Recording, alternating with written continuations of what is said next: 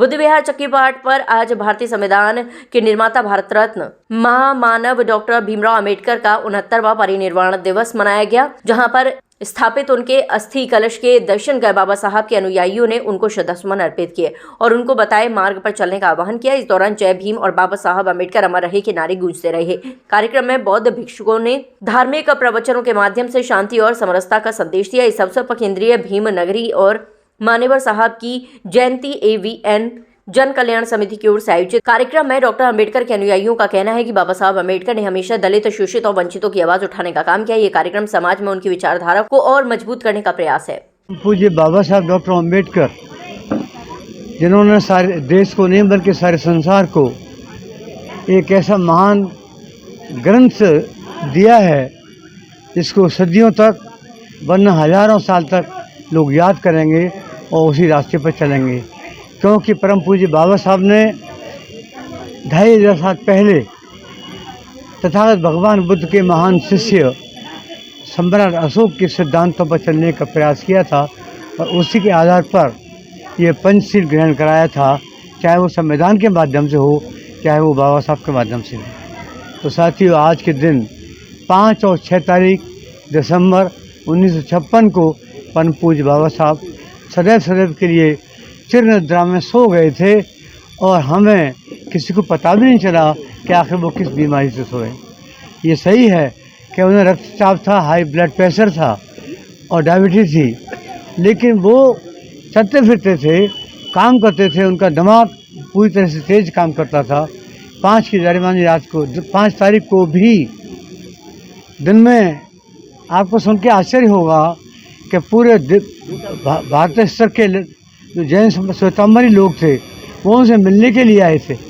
पूरा प्रतिनिधिमंडल को टाइम दे रखा था, मिलने आए और उन्होंने बाबा साहब से प्रार्थना की थी कि बाबा साहब आपको हमारे आना है, हम आपके कॉन्फ्रेंस कर रहे हैं, आपको आना है। तो बाबा साहब ने 2 शब्द कहे थे, देखिए मेरा स्वास्थ्य मेरा साथ नहीं दे रहा है, अगर मैं जीवित रहा तो उस तारीख पर आपके यहाँ अवश्य आऊँगा। और बाबा साहब इस तरीके से दिन भर लोगों से बात करते थे। निजाम के कुछ प्रतिनिधि भी आए थे, हालांकि धर्मांतरण पहले हो चुका था, लेकिन फिर भी बाबा साहब को कन्विंस करने के लिए निजाम के कुछ और डेलीगेट्स थे, वो भी उसी दिन आए थे। परम पूज्य बाबा साहब भीमराव अंबेडकर जो विश्व रत्न थे, इतना विद्वान व्यक्ति इस संसार में सदियों में पैदा होता है। आज के दिन उनका महापरिनिर्वाण हो गया और इस दुनिया में नहीं रहे। करोड़ों अपने अनुयायियों को बिलखता छोड़ गए।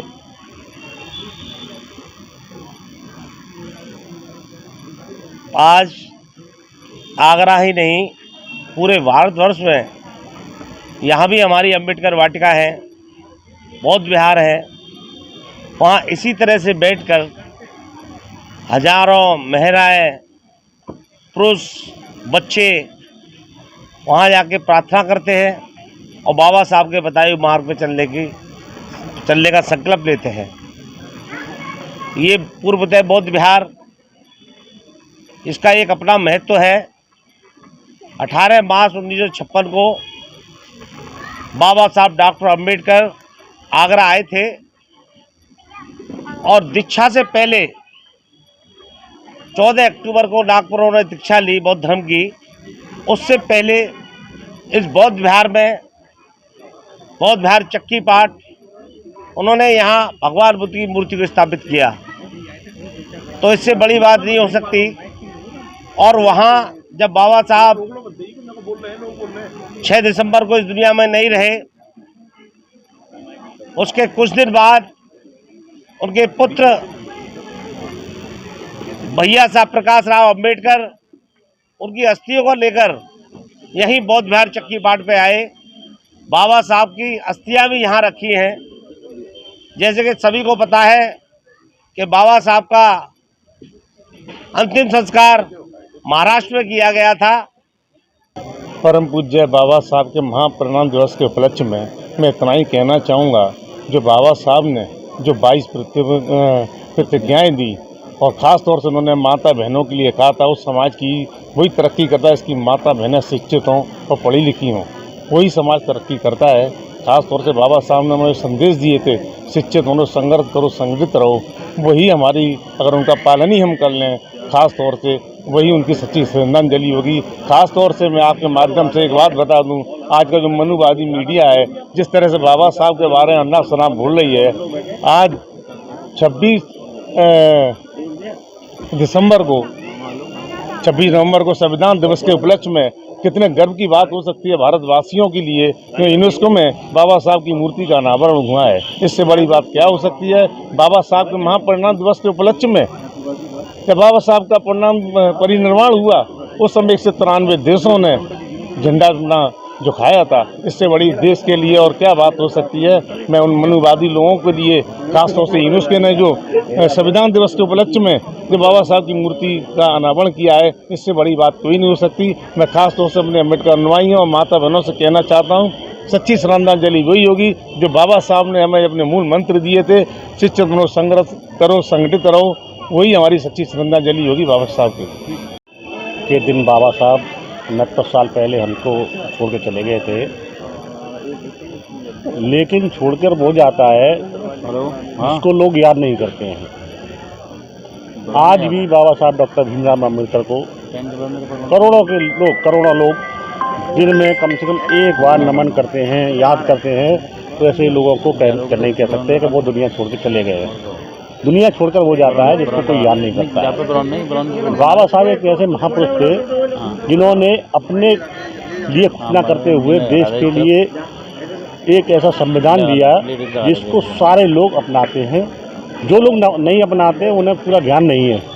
उन्होंने महिलाओं के लिए, महिलाओं के उत्थान के लिए, पुरुषों के उत्थान के लिए, हर जाति वर्ग के लिए काम किया था। लेकिन वो जो भूल जाते हैं, जाति वेश को देखते हुए जो लोग ब्राह्मणवादी व्यवस्था के लोग हैं वो इस चीज़ को अगर संविधान को तरीके से पढ़ेंगे तो उनको मालूम होगा कि हमारी बहन बेटियों के लिए भी उन्होंने काम किया था। मैं उन लोगों से भी रिक्वेस्ट करता हूं कि जो बाबा साहब को मानने वाले लोग हैं, शिक्षित बनने का तो काम कर रहे हैं, संघर्ष करने का काम नहीं कर पा रहे हैं, संगठित होने का भी काम नहीं कर पा रहे हैं। अगर हम संगठित हो जाए तो आज के दिन हर बुद्ध विहार पर कम से कम 50-50 हज़ार आदमी होना चाहिए। जो मैं आप लोगों से रिक्वेस्ट करूंगा मीडिया के माध्यम से कि हमारी बात को आगे तक पहुंचाएं, हमारे लोगों तक पहुंचाएं। हर बुद्ध विहार पर, हर अम्बेडकर पार्क पर कम से कम 20-20 हज़ार लोग पहुंचें। आपको बता दें कि बाबा साहब को भारतीय संविधान के शिल्पकार और सामाजिक न्याय के प्रणेता के रूप में याद किया जाता है। उनके महापरिनिर्वाण दिवस के अवसर पर देश भर में श्रद्धांजलि सभाएं, विचार गोष्ठियां और सांस्कृतिक कार्यक्रम आयोजित किए जा रहे हैं। आगरा में भी इस दिन को यादगार बनाने के लिए बाबा साहब की जन कल्याण की भावना को ध्यान में रखते हुए बड़ी संख्या में संस्था की ओर से उपासिकाओं को साड़ियां भी वितरित की गई। इन लोगों के द्वारा प्रतिवर्ष ये आयोजन किया जाता है। कार्यक्रम के दौरान बड़ी संख्या में दोनों संस्थाओं के वरिष्ठ पदाधिकारी और सदस्यगण मौजूद रहे।